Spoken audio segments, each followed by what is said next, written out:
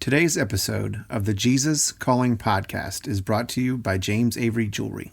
Christmas gifts for everyone on your list. JamesAvery.com. I'm opening up to a new world. I used to dread going out on the road. I used to think about, what am I going to sing? What if it's the wrong song? What am I going to wear? What if it's the wrong thing to wear? Now I don't worry about that. And now it's like, I'm an open book. Welcome to the Jesus Calling podcast. Today's guests both grew up in the world of Western sports and are both spreading the message of Christ's love through music and speaking. Country gospel singer Susie McEntire Eaton and professional team roper and minister Tre Johnson. First up, Susie McEntire Eaton grew up in rural Oklahoma, the youngest of 4 kids in a family who worked their ranch and competed in rodeos across the state. Susie learned to sing from a young age, harmonizing with her siblings. She recalls the stories of her early music days, touring with her sister Reba, and meeting her husband on the rodeo circuit. When she became pregnant with their first child, Susie's marriage took a turn she never expected. She candidly shares how she struggled with years of abuse and shame. I'm Susie McEntire Eaton. I live in Oklahoma. I've been singing for over 30 years professionally. The McIntyre family has lots of dynamics. We were raised on this ranch. We were also raised up going to rodeos because my daddy was a rodeo cowboy. And then we learned how to sing going to these rodeos. And so all of those meshed in together to be able to catapult us into 3 different kind of careers: the rodeo, the ranching, and then the singing. And it's amazing to me how it all comes together. My grandpap, whose name was John McIntyre, who lived just up the road 2 miles at Limestone Gap with his wife, Alice, they had Daddy. That's the only child they ever had. And my grandpap was champion in 1934 because he won Cheyenne Frontier Days in Cheyenne, Wyoming. My grandpap was, he didn't want much. He liked the notoriety of being a champion. He liked his friends. And by the time he got home from a rodeo, he had already spent it all. He gave it to people. He spent it on going out to eat or whatever. He was very free with his money. So Daddy saw that and he said, I don't want to be that way. I want to have something for my work. And so Daddy was very studious about his practicing, his ethic of work as to rodeo, and he had a purpose of his rodeo money. What he won on the rodeo circuit, he brought back home to southeastern Oklahoma, and he bought land and cattle. That's all he wanted to do. He wanted a ranch where he could have cattle. And so he had a purpose. And after he and Mama got married, they had us 4 kids in 5 years. My older sister Alice was 5 when they brought me home from the hospital. And so she was busy. She was extremely busy. And it was hard to take that many kids on the rodeo trail. But every once in a while we would get to go, and especially the trip was to go to Cheyenne Frontier Days in Cheyenne. And we have very, very fond memories of being underneath the grandstand. It was also so fun, but also meshing in with the music. Those kind of trips were when we really, really learned to sing. So Daddy, being that only child, he wasn't raised up around kids. He was raised around a lot of adults. And so his fuse was just a little bit short. He was concentrating, getting down those roads, 2-lane roads with a wide trailer on the back. And it was a lot of responsibility, and he would get a little short-fused. And so to keep things harmonious, Mama would teach us how to sing and sing 3-part harmony. What a gift that was, to be able to learn how to sing and how to sing harmony. And we didn't really go to school to hear that, and it wasn't with instruments. It was just with our hearing the notes. And when Daddy wasn't rodeoing, he was out managing his cattle, fixing fence, doing things like that, and trying to build his ranch. Mama stayed home with all of us until I was just about to go into school. So I was too small to go to the first grade. So Mama made sure that when Daddy couldn't keep me on the ranch, if he was too busy or if he had something going on that was too dangerous for me to be around, she would tell Gene Wilson, the school bus driver, ask him to come by, pick me up with one of the other kids, and take me by Grandma and Grandpa's house. When that bus hit the cattle guard and straightened out to go to Grandma's house, my heart was just full of anticipation. I'd get off that school bus, and my Aunt Georgie would get on because she was still in high school. And my grandma always had hot cocoa on the stove.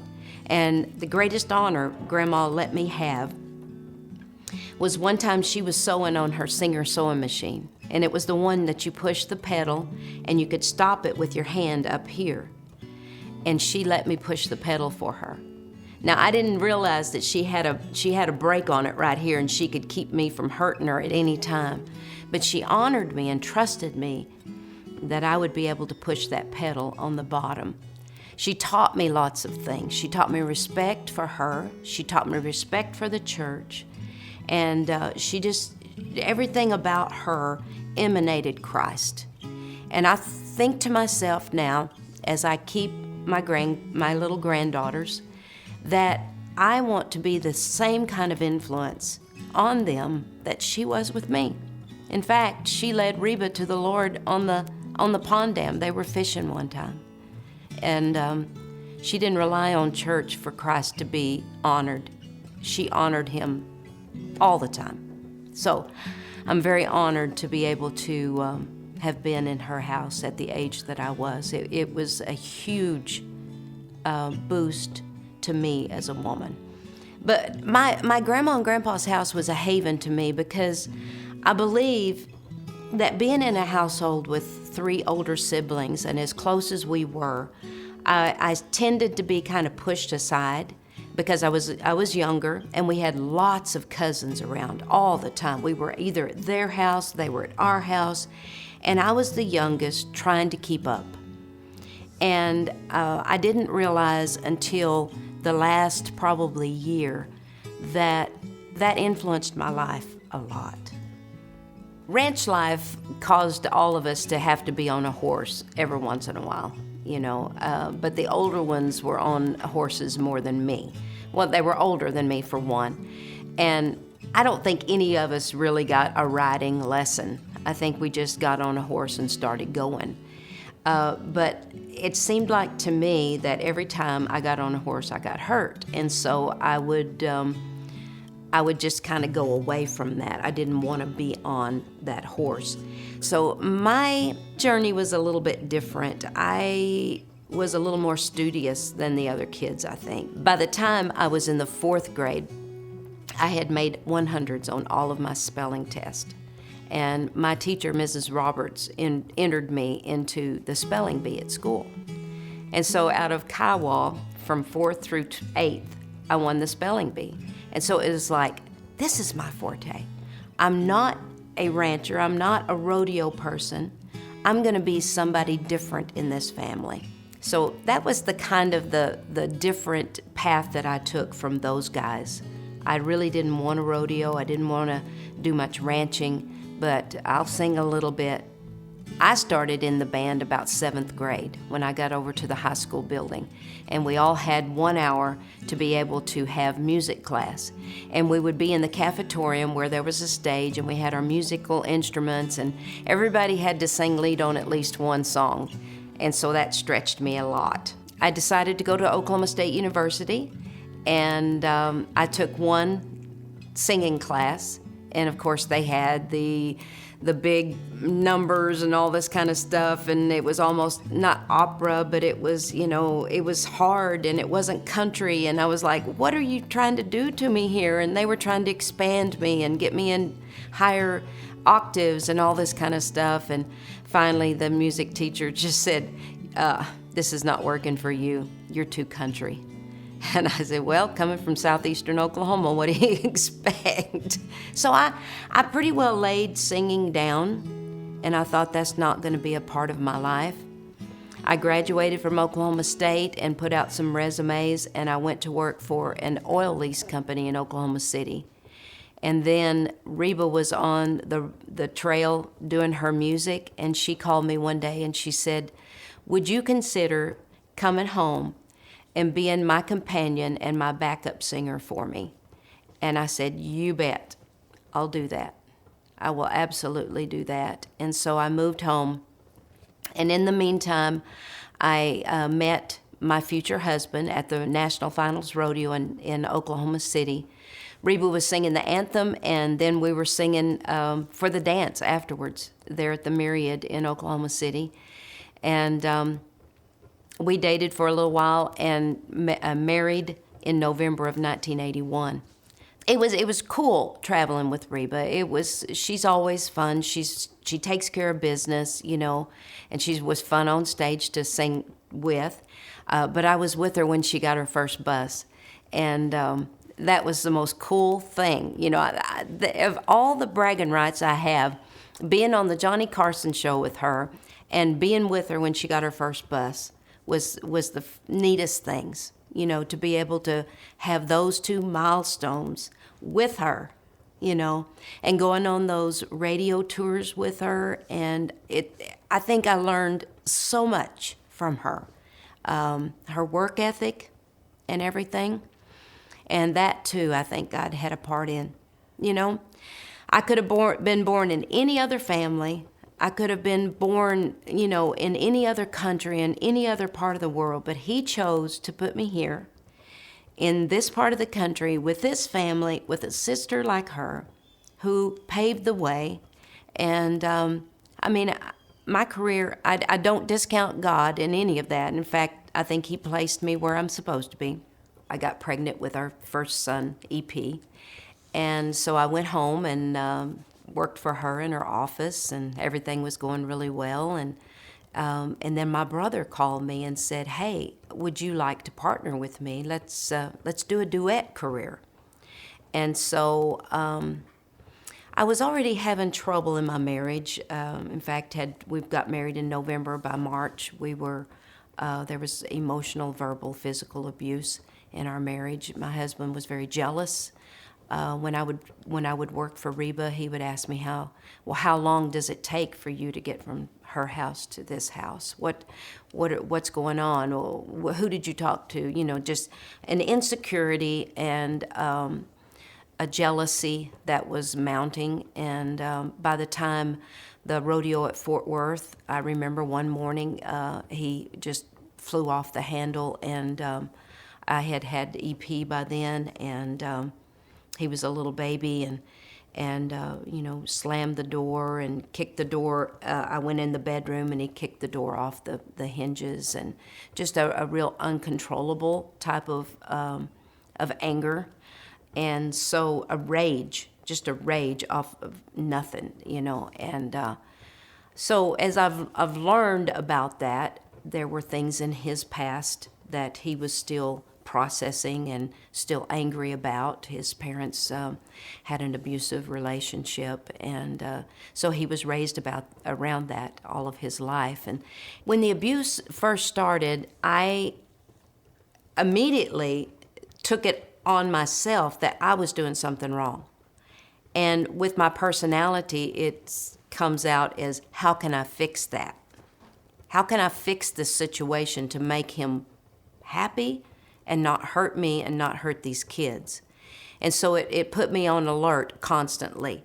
But the first time it happened was we took a trip to Mexico, and I don't really know what happened, why he got angry. But I was wanting to go to bed. I was wanting to go to sleep. We'd had an argument. I don't even remember what it was about. But if I tried to lay down, he would pull the sheets off the bed, and he would pull me, and he pulled me around the apartment with the back of my hair. And I just didn't understand it. So the first time it happened was in that situation, and I took it upon myself, I'm going to fix this situation. Instead of confronting it and saying, no more, buddy, this ain't going to happen to me, I went under it. And I'm not saying that I caused it, but I enabled it for many years.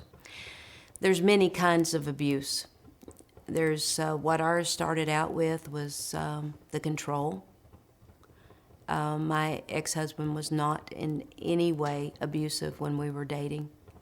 He was happy-go-lucky. He was very spiritual. He read his Bible. He did all these things. He got up and spoke about his testimony in front of the Cowboy Church services. He was a rodeo cowboy. There's emotional abuse. I mean, that tore at my heart. I mean, I was accused of cheating, of being unfaithful. There's the mental abuse, the emotional abuse, the physical abuse, which everybody can see. And then there's the spiritual abuse. You've married me, you can't get out of this. Me being in the limelight, it was hard for me to get out. And we started sharing our story. We started sharing our story that this was happening, but we're working on it. We even wrote a book called A Tender Road Home and did a big thing about it. I recorded an album called Tender Road Home to go with it. We did speaking tours about the book. And yet the abuse was still happening, so it was an ongoing story. That abusive marriage lasted for 26 years and 3 children. And I got to the point that I was so stressed that I couldn't even open my mouth to sing. I was just locked up. I was just overloaded, and we had kids, and they were rodeoing, they were doing school activities and all these kind of things, and I was singing. I mean, it was a boatload for me. And so Paul came in that day and asked me a question, and I couldn't answer him.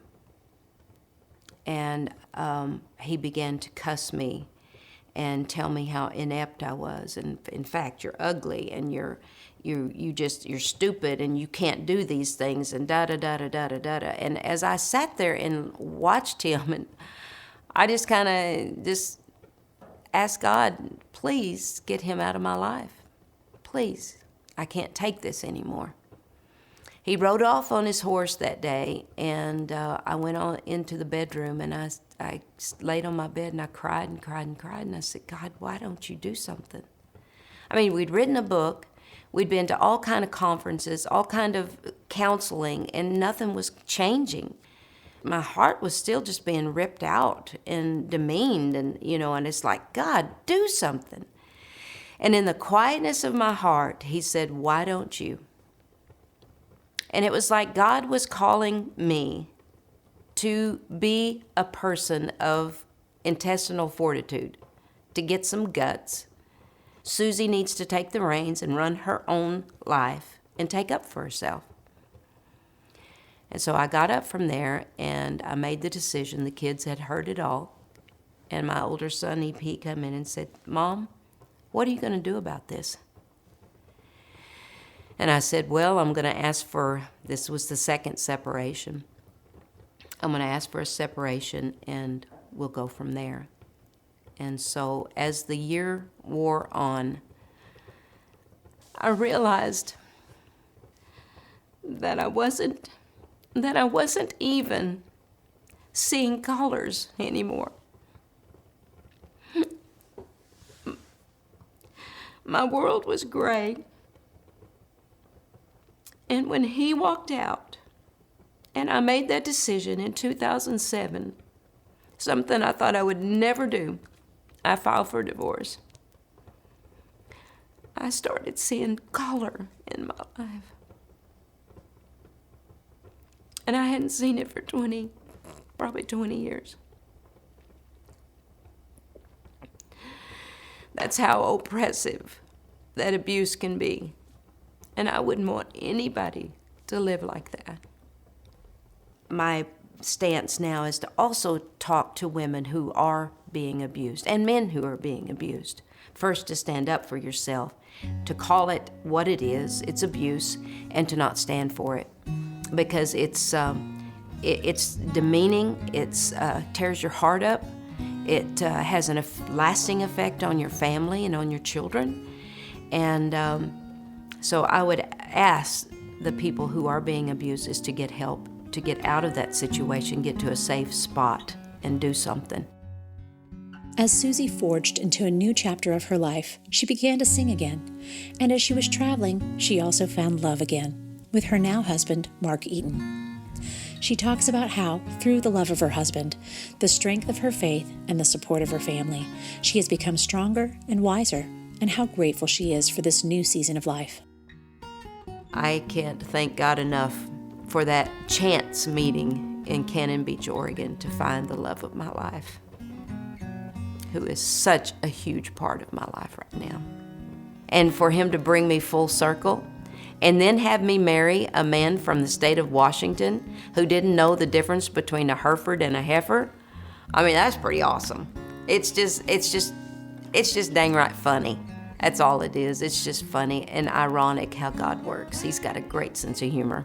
I think that I got more confidence after we got married through several different things.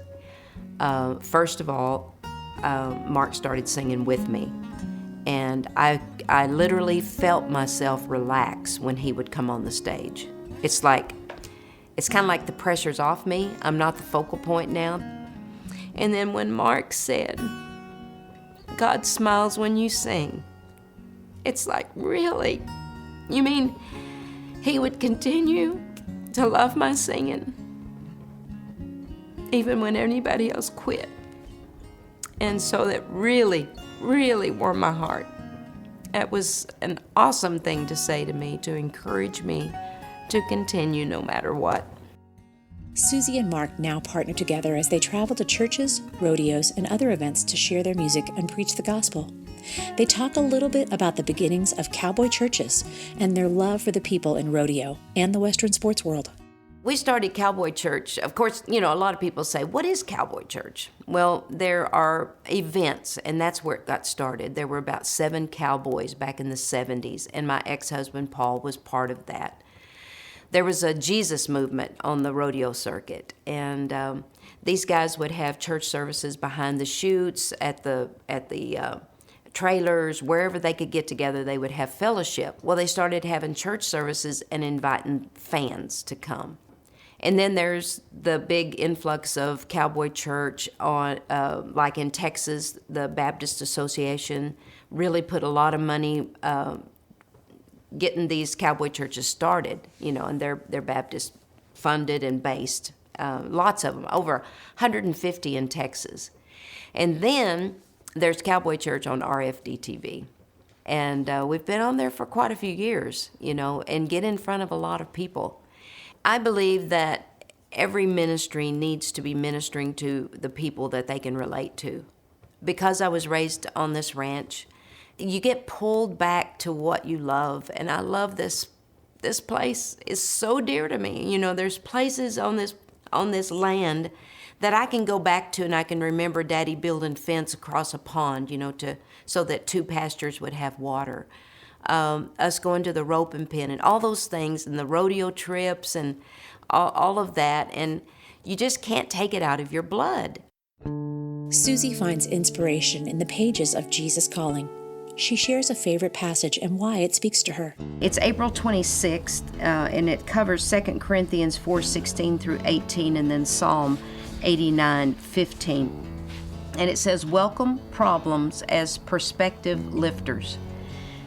To me, that says it's not going to be a downer, but it's going to be an uplifting thing. I've got an album called Count It All Joy. And it says, "Count it all joy, this trial you're in."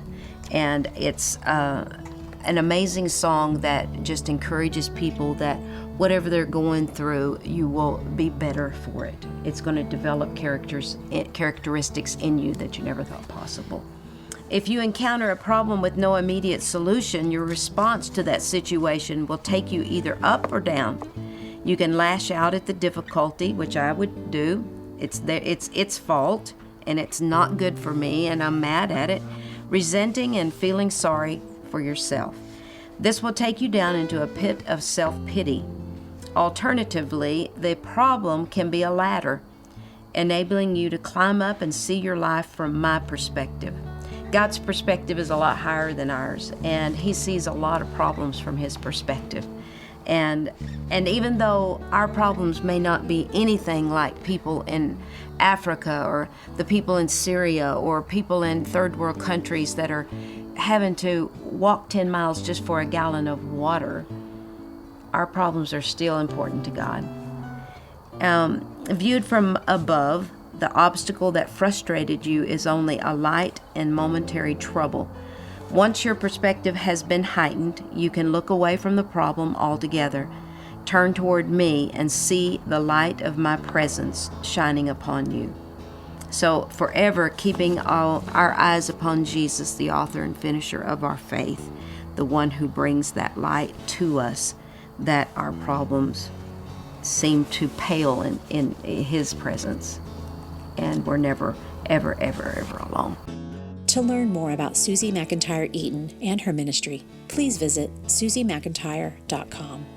Also, if you're in the Las Vegas area during the National Rodeo Finals, December 6th through 16th at the Sands Expo, come and visit with us at Jesus Calling Booth 109. Susie and her husband Mark will be stopping by, as will other stars of rodeo and country music. For more information, visit jesuscalling.com/rodeo. Stay tuned to hear our next guest, rodeo star and minister Tre Johnson, after this message from our sponsor. Hi, I'm Laura Neitzling, the host of the Jesus Calling podcast. One of my favorite Christmas memories when I was growing up was the gift that I would get each year from my dad. I would smile, seeing that tiny box under the tree each year, and couldn't wait to open it. Removing the Christmas paper and opening that little coral box, I would always find a treasure, a piece of jewelry that was special, picked out by my dad for me, from James Avery Artisan Jewelry. I cherish those pieces even today. Gifts from James Avery help tell your story, one that you and your loved ones will remember for years to come. Bring a smile to the face of those you love this Christmas with a special piece of jewelry from James Avery. This Christmas, that's the kind of smile I'm looking forward to. James Avery Artisan Jewelry can be found in their stores, in many Dillard's locations, and online at jamesavery.com.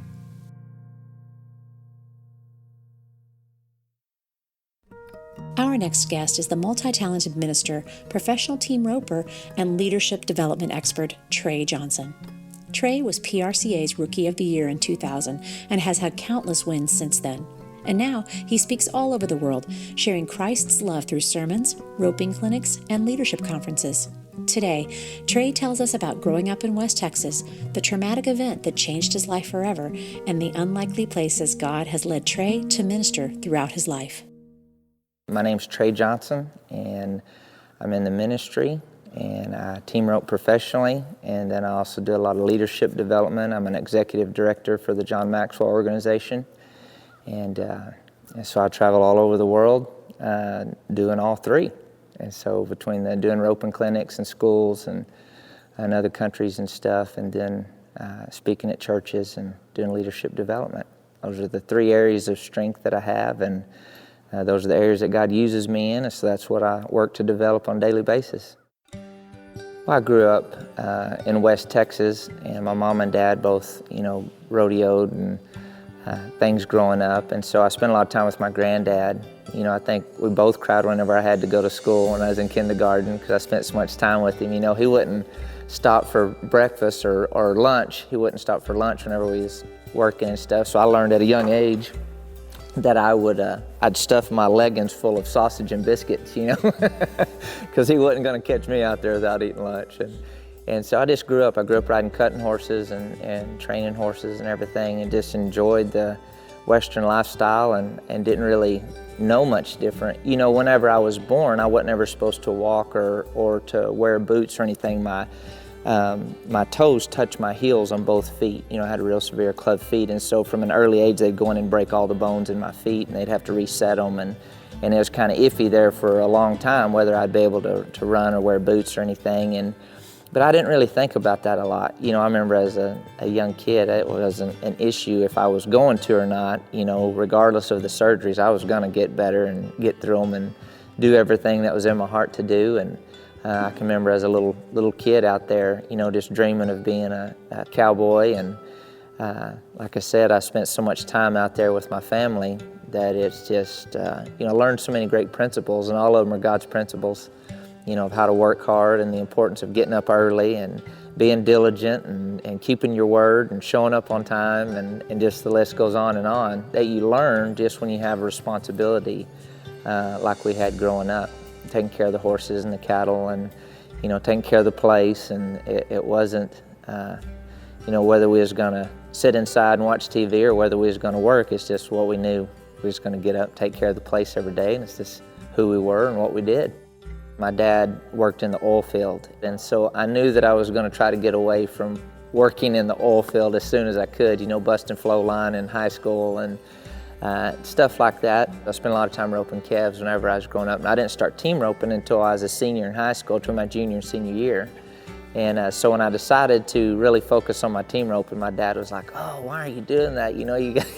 It's just you and your horse and the calf whenever you're roping calves." And but it was just a desire I had in my heart. When I gave my life to the Lord and really started seeking Him, I really had a desire to focus on my team roping and become good at it. My parents did a great job. When I was growing up, they took us to church, and we'd go to the services at the rodeos and different things like that. But as far as me, myself, going after God with all my heart, I didn't do that till I was almost 20 years old. And so when I got out of high school and went into college, of course, like most families, there's a lot of alcohol history, drug history, stuff like that. And I was headed down that same road whenever I went to college, waking up with beer and donuts as my, is what I was having. And I ended up quitting college, went to junior college. I ended up quitting school, and I moved in with a girl down in El Paso. And during that time, the environment I was in is just, you name it, it was there. It's just a bad environment. And my parents did such a great job. They said, "Trey, we love you and you're always welcome to come home, but we're not going to finance or support the lifestyle and the decisions that you're making." And at the time, I didn't understand. And so I was like, okay, well, I'll be my own man. I'll work, I'll do whatever it takes. And I felt like I knew what I was doing. Of course, I didn't. And I went home one weekend, and whenever I went home and I was getting ready to leave, my dad just come out the back door and tears were running down his face. And he said, "Trey, the Lord showed me that you're going to die if you don't get your life right with the Lord." And I was like, "Yeah, right, Dad, whatever." I thought he was just being a parent and trying to pull one over on me. And so I went back to living the lifestyle that I was living. And about 2 weeks later, I was leaving the rodeo at Austin, Texas, headed to another rodeo. And the guy I was roping with was in the passenger seat. The girl I was dating at the time was in the back seat. And I was driving, and I woke up in the middle of the night running 70 down a 4-lane highway, and I was in the median with a truck and horse trailer. When I woke up, I tried to ease it back onto the highway, and I saw that I wasn't going to make it because there was the big water culvert in the middle of the 4-lane highway there. And so I pulled the truck back in the middle, and it had concrete slabs going up both sides of the big water culvert there, and I hit it perfectly with the truck, and we're running 70 miles an hour here, and hit it perfect with the truck, and we jumped, but then the trailer hit the culvert just right on and just ripped the living quarters away from the truck, and of course just spun us around. And as I'm spinning, how it goes slow motion when you're having a wreck like that, and the trailer's just going end over end over end. And when we got to a standstill and I realized that everybody was okay, I just took off running towards the horses, and couldn't get any of the doors open or anything, and it was like a ball of tin. And by this time, people had called 911, and the jaws of life were on the way to cut the horses out. But I crawled in the top of the trailer. It was on its side, and I crawled in the top of the trailer down through one of the windows.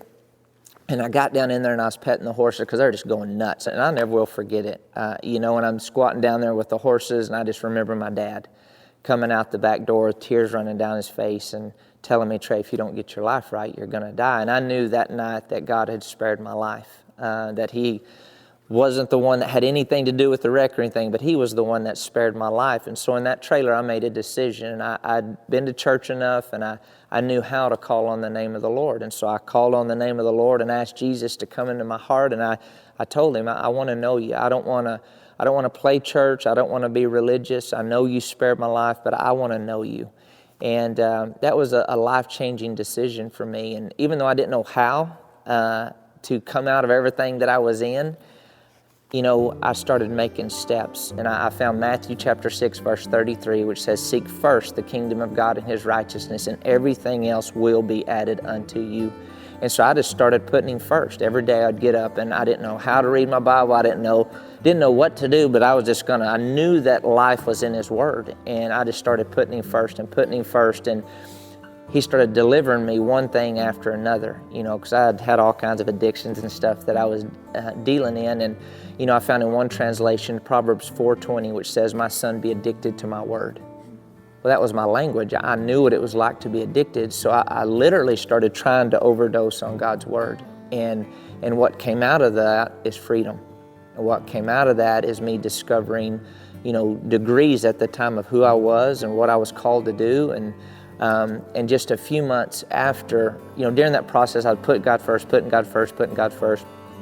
I went with some friends down south. We were at a rodeo, and I was sitting on the fence, and I was a beginner roper at the time, as far as my ability. And I'm watching my heroes roping the rodeo, T. Woolman and Rich Skelton. They didn't know who I was, but I knew who they was, and they ride over to me, and they say, they introduced themselves, and I introduced myself and everything. Of course, I'm just like, oh, this is the coolest thing ever. And they said, we've got to be in Oklahoma City in the morning by 8 o'clock.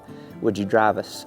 I wasn't thinking about, well, why are they asking me or any of that. It was just, oh, yeah, you bet. And so I get in the truck with them, and I get to sharing my story with them of where I was at in my life and how I wanted to change my life. And during that time, Rich said, well, Trey, why don't you move to Llano and live with me and work for me? And I was like, yeah, that would be great. And so I got out of that environment, and just 3 months later, the people that I lived with, they got caught with 4.5 tons of drugs, and life sentence in prison, and some of them have died in prison. Some of them, it was just, God spared my life again. And so during that time, I was working on my roping, and I just kept putting God first. I started getting things back on track, and I had a desire. I wanted to go back to college, so I went back to Texas Tech. And during that time, I'd get my studies done as soon as I could, and I would spend hours in the library, but it wasn't studying, my ag business degree that I was after. It was, I just wanted to know God. I had no idea I was called to ministry at the time. I just wanted to know God. I went to roping one weekend, and some of the guys that I used to run with and live with and stuff, they said, hey, Trey, would you do church for us in the morning? Because they'd seen what God had done in my life. And I was like, yeah, I'll do church. But then I got to thinking, they're just making fun of me. Because they were strung out when they asked me that. And so I was like, yeah, whatever. So I didn't show up for church the next morning. Well, at the roping the next day, every one of them came up to me and said, Trey, where were you? That they had showed up for church, and I didn't. And it crushed me on the inside. And I remember driving out of the arena at Pecos, Texas, and it's a huge arena. And I remember telling the Lord, I said, Lord, if you ever give me a chance to share with people how good you are, I won't tell you no. And so sure enough, 2 weeks later, I'd gone back to college. We're at the college rodeo at Big Springs. And before I gave my life to the Lord, I'd sneak around the stands, and there'd be 6 to 8 people in the stands at the rodeo services. And so I go up to them and I said, hey guys, who's doing church service? They said, Trey, nobody is. Would you do it? And I was like, no way, I'm not doing it. Then I remembered what I told the Lord, and I said, okay, I'll do it. And so I gave my testimony at that church service, and there was just tons of people that showed up. And we literally, Corey Ross, a friend of mine, he started doing the music, and he's in the ministry now also. And I would do the preaching, and there would be hundreds of kids that would show up to the college rodeo services. And we had a revival for the next couple of years. And it got to the point, from that point forward, just one door after another just began to open as far as ministry began. And so I'd go to school during the day, and I'd drive somewhere and preach, and drive all night back to school, and roping and doing the same thing. And so then it just kind of escalated from there. I began to discover, who I was and what I was called to do. During that time after I won the Rookie of the Year, I just pastored churches. I'd started several different churches, some Cowboy churches, some non-denominational churches. And after about 8.5 years, every October, so the Lord starts talking to me about the upcoming year and what He's wanting to do. And every year it was serve my pastor for 8 years. And that's what I served and helped start churches and oversaw the different 3 churches at the time, and was doing a lot of different stuff. And then in 2010, the Lord started talking to me about going back and rodeoing again and roping again. And once again, my first answer was, Lord, no way. At this level, these guys haven't taken 8.5 years off, mentally and even physically. Yeah, I work out and I stay in shape and everything, but it's different. It's different, just the feel, the sharpness. I step back out to rodeo and stuff again and to minister. And so we have a lot going. I'll speak anywhere from 100, 150 times a year around the world, whether it's a leadership deal at, conferences or churches or whatever the case is.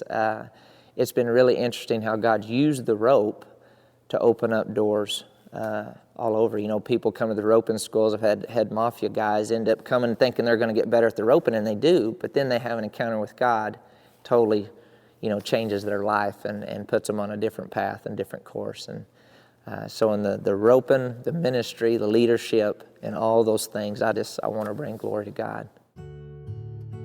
I'm not for sure the first time that I heard about Jesus calling, but in all my travels, bookstores, stuff like that, I remember when it first came on the scene, or I think I do anyway, the first time I was aware of it, and I just thought, isn't that an interesting name? Because, the calling, the word calling in itself means an invitation.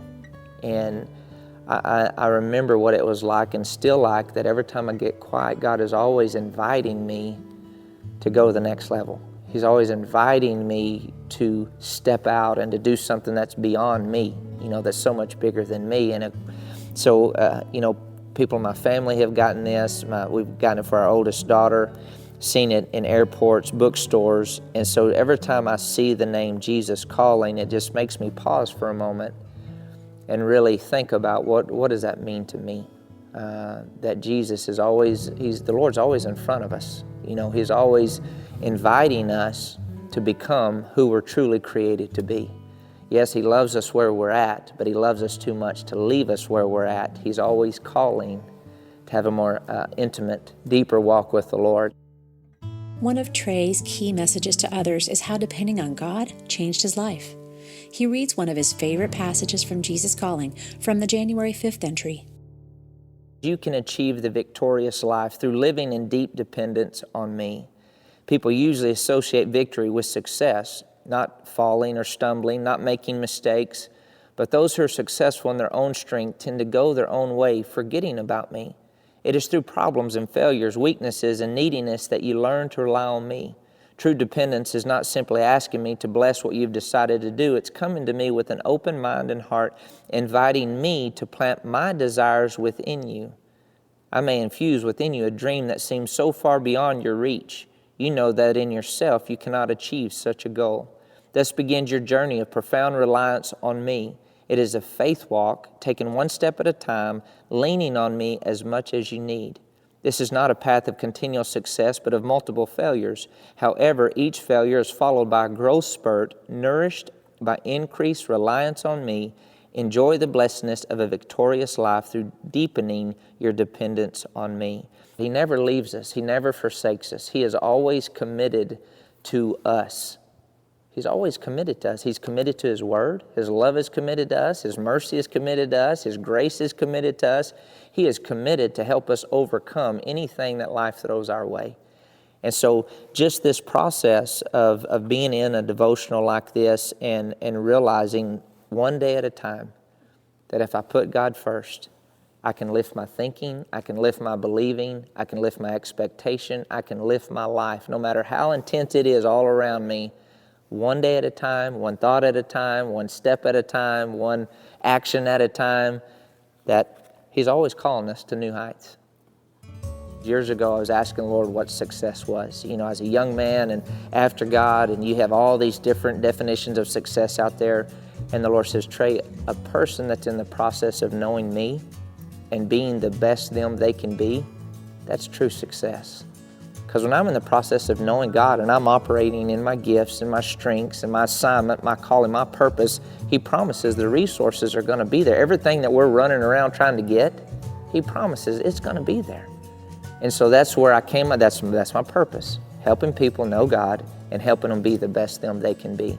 Purpose never changes, but the way that it looks, that changes throughout our 20s, 30s, 40s, so on. But the purpose never changes. And so, the more we're in relationship, the more we discover about Him, the more we discover about ourselves and what He has for us and what's on the inside of us. And so still to this day, I reflect back at that decision I made in the horse trailer, and it's still my heart on a daily basis. I get up before everybody else does, and I still want to put Him first, because regardless of whether I'm speaking at a conference, it doesn't matter. I want to know Him.